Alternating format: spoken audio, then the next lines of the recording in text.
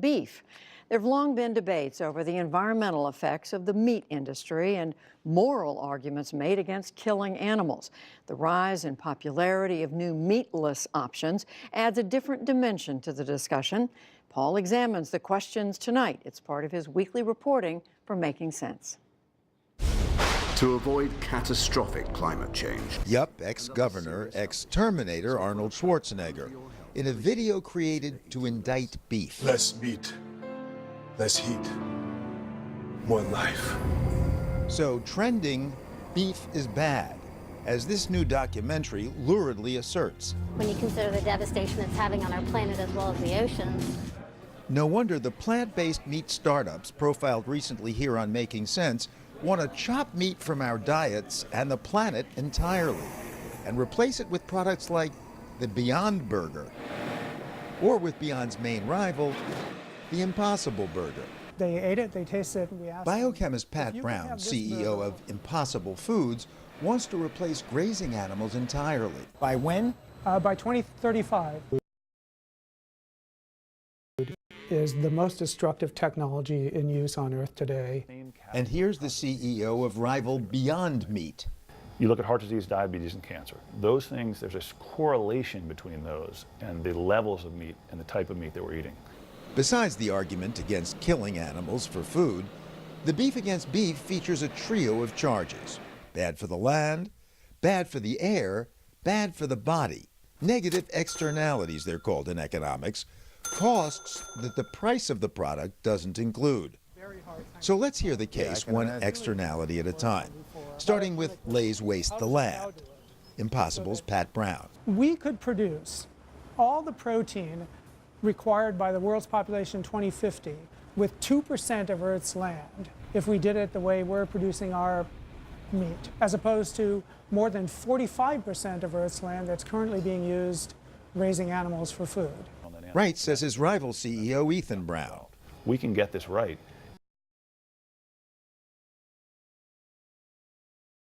That really inefficient master, we can start planting things directly there that are protein for human consumption. The mighty master steer, that is. So inefficient that if you take the 30 calories of corn grown in Iowa and turn it into a hamburger, you're lucky to get 1 calorie of new beef that we actually eat.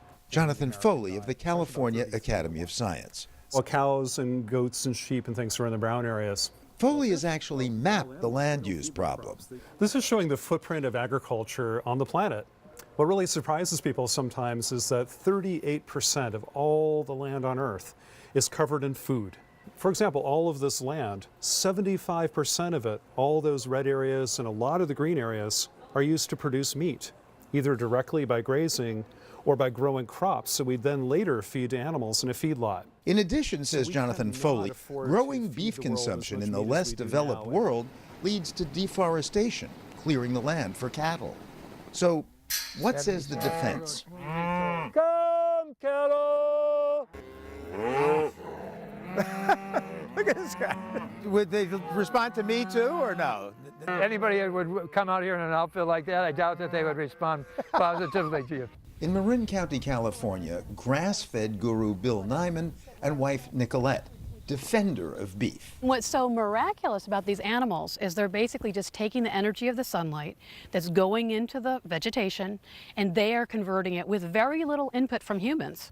Humans who can't eat grass. These animals can convert cellulosic material to nutritious and delicious food for human consumption. And I don't think you can do that in a lab. Ag professor Frank Mittlehner echoes the Nymans. So here in California, half of all land in the state is marginal land, is rangeland used for cattle. And without them, you could not use that land for human food production. 2/3 of all agricultural land in the world could not be used for food production for people. So removing grazing animals entirely, 4 times the size of California. But what about, it takes nearly 2,000 gallons to produce 1 pound of beef. Compare that to broccoli and cauliflower. The lowly legumes require just 34 gallons a pound. Water goes But, into says the Nicolette space. Nyman, And so the whole ecosystem holds a lot more water in it when you have grazing animals, when they're well managed. You also have just a lot more biological activity in the soil. And that turns out to be the cornerstone of sustainability for the whole food system. Biological activity enhanced, she says, by a very positive externality of cattle. That cow is pooping as we speak. Yay! Poop is good. Moreover, animals provide half our farm fertilizer.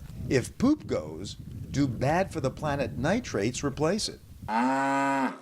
Okay, but what about externality two? Greenhouse gas? Greenhouse gases are accounted for, in your estimation, by livestock. Somewhere in the neighborhood of 15 to 18%, yeah. That's globally. Bovine bubble. So explain to me what this is. So these are the so-called bovine bubbles that we use to measure the impact of livestock on the air. His measures, says Professor Mittlehner, show that emissions in America are much smaller than the global average. Why? Because the efficiencies of livestock production in the United States have reduced our carbon footprint to historical levels. These heifers here will be finished, meaning going to slaughter when they're 14 months of age. So they're still very young.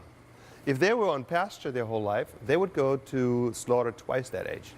If the rest of the world followed suit, Mittlehner says, the greenhouse effect would drop dramatically. But can it? Moreover, Jonathan Foley adds, American efficiency generates plenty of negative externalities itself. There's 100 million acres of corn that are basically being turned into cows. There's another 80 million acres of soybeans here. All right, that's land and air. What about bad for the body? We do see that higher amounts of red meat in the diet are associated with many adverse health outcomes. Harvard nutrition expert Walter Willett. Cardiovascular disease, more cancer, more diabetes, higher total mortality. Adds food advocate Anna Lappé. And right now in the United States, we consume basically twice as much on average protein as our bodies need. Impossible. The FDA asked the company to retest a key ingredient, soy leg hemoglobin, to make sure it isn't an allergen. But hey, it's about time for the final verdict. Who better to reach it, I thought, than Omnivore's Dilemma author Michael Pollan, who famously chronicled the foreshortened life of number 534, a steer he bought and tracked from birth to feedlot to slaughter. I think meat is delicious food that humans have been eating for a very, very long time, and I think there is a place for animals in sustainable agriculture. However, that's not the kind of meat we're eating now. We're eating the products of a wasteful and polluting feedlot system, and that allows us to eat an unnaturally large amount of meat. Should plant-based meat replace meat on the hoof completely? The realistic people are going to continue to eat meat. It's to shrink it. It's to bring it back to a scale where we can raise cattle without destroying the environment.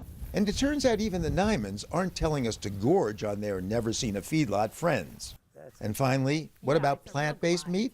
When you're taking something in the diet that's as simple and nourishing as eggs, meat, and milk, and you're telling people, you should replace it with this thing I created in a laboratory, I don't think it's going to work. I guess we're... and Paul Salmon. Come, cattle! Just come! Trying to cull the cows while reporting from California. Come, cattle!